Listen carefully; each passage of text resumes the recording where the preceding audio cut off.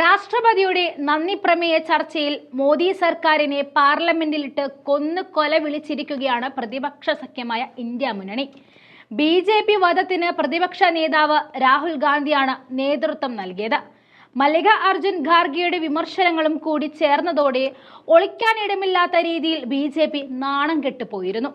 ലോക്സഭയിൽ നീറ്റ് ക്രമക്കേടാണ് കേന്ദ്ര സർക്കാരിനെതിരായ വിമർശനത്തിന് രാഹുൽ ഗാന്ധി ഉപയോഗിച്ചത്.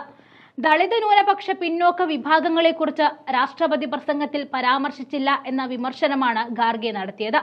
ഖാർഗെയും കുറ്റപ്പെടുത്തി നീറ്റ് വിഷയം പാർലമെന്റിനെ സംബന്ധിച്ചിടത്തോളം പ്രധാനമാണെന്ന സന്ദേശം വിദ്യാർത്ഥികൾക്ക് നൽകാൻ പ്രതിപക്ഷം ആഗ്രഹിക്കുന്നുവെന്ന് പറഞ്ഞാണ് രാഹുൽ തുടങ്ങിയത്.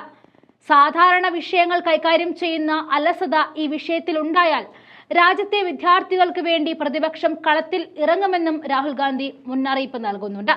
രാഷ്ട്രപതിയുടെ പ്രസംഗത്തിനുള്ള നന്ദി പ്രമേയ ചർച്ചയ്ക്കിടെ രാഷ്ട്രപതിയുടെ പ്രസംഗത്തെയും മൂന്നാം മോദി സർക്കാരിനെയും കോൺഗ്രസ് അധ്യക്ഷൻ രൂക്ഷമായി തന്നെ വിമർശിക്കുന്നുണ്ട്.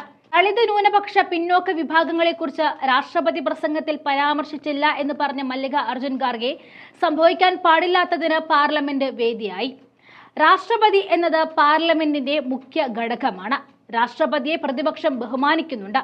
രാഷ്ട്രപതി ഈ വർഷം സഭയെ ആദ്യം അഭിസംബോധന ചെയ്തത് ജനുവരിയിലും രണ്ടാമത്തേത് ജൂണിലുമായിരുന്നു. ആദ്യ പ്രസംഗം തെരഞ്ഞെടുപ്പിന് വേണ്ടിയും രണ്ടാമത്തേത് അതിന്റെ പകർപ്പുമായിരുന്നു.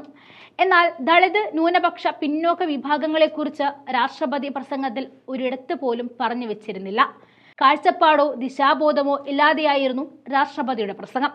കഴിഞ്ഞ തവണത്തേതിന് സമാനമായ സർക്കാരിനെ വാക്കുകളാൽ പുകഴ്ത്തുന്നുവെന്നും ഖാർഗെ കുറ്റപ്പെടുത്തുന്നുണ്ട്. നീറ്റ് വിഷയം ഉയർത്തിയുള്ള പ്രതിപക്ഷ ബഹളത്തോടെയാണ് സഭാ നടപടികൾ തുടങ്ങിയത്. രാഷ്ട്രപതിയുടെ പ്രസംഗത്തിനുള്ള നന്ദി പ്രമേയ ചർച്ച തുടങ്ങുന്നതിന് മുൻപ് നീറ്റ് പേപ്പർ ചോർച്ച സഭ പരിഗണിക്കണം എന്ന പ്രതിപക്ഷത്തിന്റെ അഭ്യർത്ഥന സ്പീക്കർ ഓം ബിർള തള്ളുകയും ചെയ്തതോടെയാണ് സഭ കലുഷിതമായത്.